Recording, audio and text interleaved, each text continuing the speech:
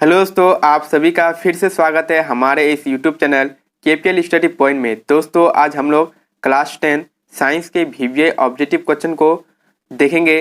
दोस्तों, ये वीडियो का पार्ट 2 है। इससे पहले हम लोग पार्ट 1 को अपलोड कर दिए। अगर आप लोग उस वीडियो को नहीं देखे हैं तो उसका लिंक आप लोग को डिस्क्रिप्शन में मिल जाएगा, आप लोग वहाँ पर जाकर देख लीजिए। दोस्तों, हम लोग जितने भी वीवीआई ऑब्जेक्टिव क्वेश्चन का पार्ट अपलोड करेंगे, आप सभी पार्टों को अच्छे से तैयारी कर लीजिएगा वीडियो का, और उन सभी में से आपको एग्जाम में ज़्यादातर क्वेश्चन देखने को मिलेगा। तो इसलिए दोस्तों, आप लोग हमारे सभी वीडियो को अच्छे से तैयारी कर लीजिएगा, और अगर आप लोग चैनल पर नहीं हैं तो चैनल को सब्सक्राइब करना मत भूलिएगा।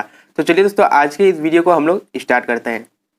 तो आपका पहला क्वेश्चन में कह रहा है द्वितीयक वर्णों की संख्या है। वर्णों की मतलब होता है दोस्तों आपका रंग।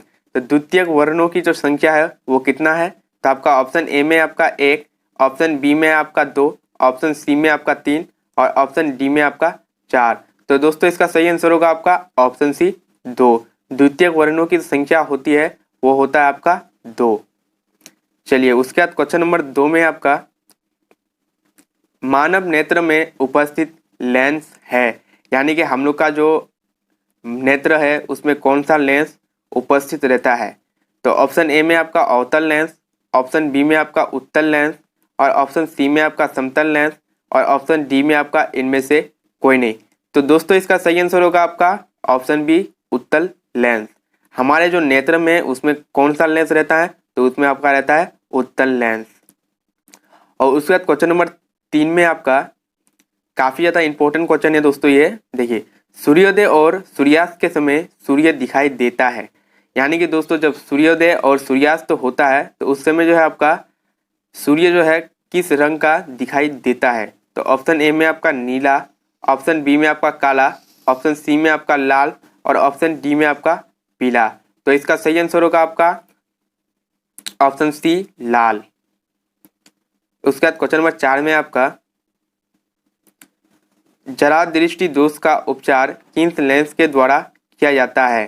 तो ऑप्शन ए में आपका अपसारी लेंस, ऑप्शन बी में आपका अभिसारी लेंस, ऑप्शन सी में आपका बाइफोकल लेंस और ऑप्शन डी में आपका इनमें से कोई नहीं। तो दोस्तों, इसका सही आंसर होगा आपका ऑप्शन सी बाइफोकल लेंस। जरा दृष्टि दोष का उपचार होता है आपका बाइफोकल लेंस द्वारा। उसके बाद क्वेश्चन नंबर 5 में आपका शुद्ध जल का पीएच मान होता है, यानी कि शुद्ध जल जो है उसका पीएच मान कितना होता है? तो उसका पीएच मान होता है आपका 7। ऑप्शन ए इसका राइट आंसर होगा। अगर दोस्तों आप लोग का क्वेश्चन में इस तरह से आए कि उदासीन विलयन का पीएच मान कितना होता है, तो उसका भी पीएच मान 7 होता है।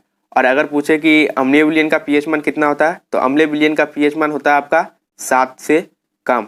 और अगर पूछे कि क्षारीय विलयन का पीएच मान कितना होता है, तो क्षारीय विलयन का जो पीएच मान होता है वो होता है आपका 7 से अधिक। और दोस्तों, उसमें आप लोग का पीएच मान से और भी एक क्वेश्चन इंपॉर्टेंट है कि रक्त का पीएच मान कितना होता है? तो उसका पीएच मान होता है आपका 7.4। चलिए, क्वेश्चन नंबर 6 को देखते हैं। क्वेश्चन नंबर 6 में आपका इनमें से कौन सा विलयन विद्युत का चालन करता है? तो ऑप्शन ए में आपका अम्लीय विलयन, ऑप्शन बी में आपका क्षारीय विलयन, ऑप्शन सी में आपका दोनों और ऑप्शन डी में आपका इनमें से कोई नहीं। तो इसका सही आंसर होगा आपका ऑप्शन सी दोनों, यानी कि जो है विद्युत का तो चालन है वो अम्लीय विलयन भी करेगा और क्षारीय विलयन भी करेगा। तो इसलिए इसका सही आंसर होगा आपका ऑप्शन सी दोनों। उसके बाद क्वेश्चन नंबर 7 में कह रहा है आपका कि अम्ल के साथ क्रिया करके कौन सा गैस बनाता है, यानी कि अम्ल जो है वो धातु के साथ क्रिया करके कौन सा गैस बनाता है, यानी कि जब अम्ल और धातु के बीच अभिक्रिया होगा तो उसमें कौन सा गैस उत्पन्न होगा। इस तरह से भी ये क्वेश्चन आ सकता है। तो उसका सही आंसर होगा आपका हाइड्रोजन, यानी कि ऑप्शन बी इसका सही आंसर होगा। उसके बाद क्वेश्चन नंबर 8 में है कि हीमोग्लोबिन में कौन सा तत्व पाया जाता है? तो दोस्तों, ऑप्शन ए में आपका मैग्नीशियम और ऑप्शन बी में आपका आयरन, ऑप्शन सी में है आपका सल्फर और ऑप्शन डी में आपका इनमें से कोई नहीं। तो दोस्तों, हीमोग्लोबिन जो में है उसमें पाया जाता है आपका आयरन। और एग्जाम में इस तरह से भी क्वेश्चन आ सकता है कि हीमोग्लोबिन में कौन सा धातु पाया जाता है? तो उसका भी आंसर आयरन ही हुआ, क्योंकि आयरन एक धातु है। और दोस्तों, इसमें एक क्वेश्चन और भी बनता है कि आयरन का परमाणु संख्या कितना होता है? तो दोस्तों, उसका परमाणु संख्या जो होता है वो होता है आपका 26। उसके बाद क्वेश्चन नंबर 19 में आप क्वेश्चन नंबर 9 में आपका क्लोरोफिल में कौन सा तत्व पाया जाता है?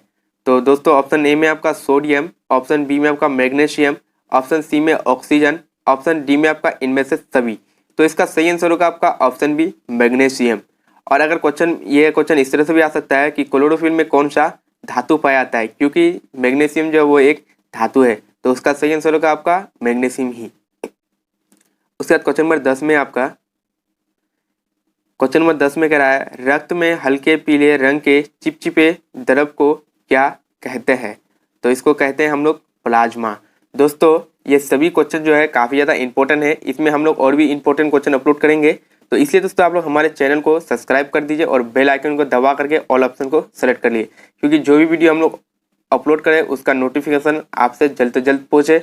और हम लोग जितने भी ये क्वेश्चन अपलोड करेंगे ये सभी क्वेश्चन काफ़ी ज़्यादा इंपॉर्टेंट होगा। तो इसलिए दोस्तों आप लोग इन सभी क्वेश्चनों का अच्छे से तैयारी कर लीजिएगा, ताकि आपका एग्जाम में एक भी क्वेश्चन ना छूटे।